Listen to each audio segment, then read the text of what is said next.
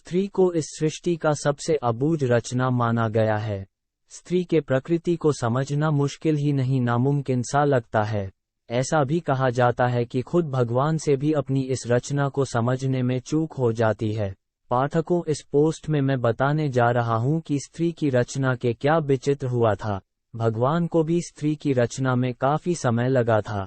देवदूत भी स्त्री की रचना में लग रहे समय को लेकर भगवान से सवाल करने लगे थे। स्त्री रचना की कथा। दरअसल भगवान को स्त्री की रचना करते हुए 6 दिन बीत चुके थे, फिर भी रचना अभी अधूरी थी। ये देख देवदूतों ने भगवान से पूछा कि हे भगवान, स्त्री की रचना करने में आपको इतना ज्यादा वक्त क्यों लग रहा है। तब भगवान ने जवाब दिया कि क्या तुमने इसके सभी गुण देखे हैं। ये मेरी वो रचना है जो हर हालत में डटी रहेगी।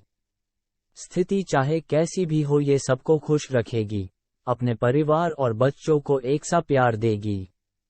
इसमें बीमार होने पर भी कई घंटे काम करने की क्षमता होगी। भगवान ने बताए स्त्री के गुण। भगवान की बातें सुनकर देवदूत हैरान रह गए। फिर उन्होंने पूछा कि क्या ये अपने दोनों हाथों से इतना कुछ कर सकती है। भगवान ने जवाब दिया, बिल्कुल, इसलिए तो ये मेरी सबसे अद्भुत रचना कहलाएगी। ये सुनकर देवदूत ने पास जाकर रचना को हाथ से छूकर देखा।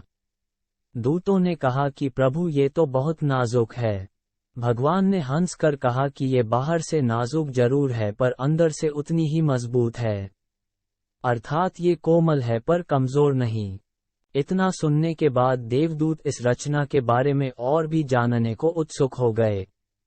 देवदूतों ने भगवान से पूछा कि हे प्रभु, क्या स्त्री में सोचने की क्षमता होगी।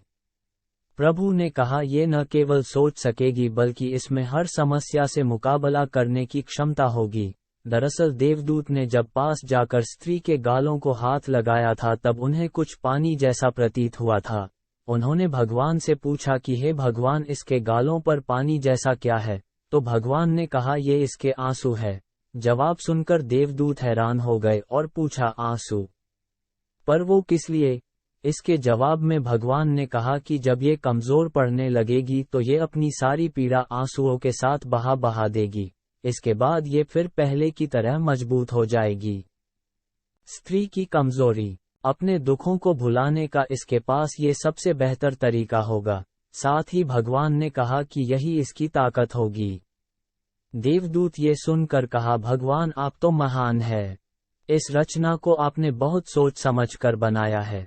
फिर भगवान ने कहा, ये स्त्री रूपी रचना हमेशा अपने परिवार की हिम्मत बनेगी और हर परिस्थिति में निश्चल रहकर ही समझौता करेगी।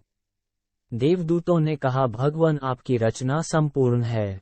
भगवान ने जवाब दिया कि नहीं, अभी इसमें एक कमी है, और वो ये कि ये अपना ही महत्व भूल जाएगी कि वो कितनी खास है।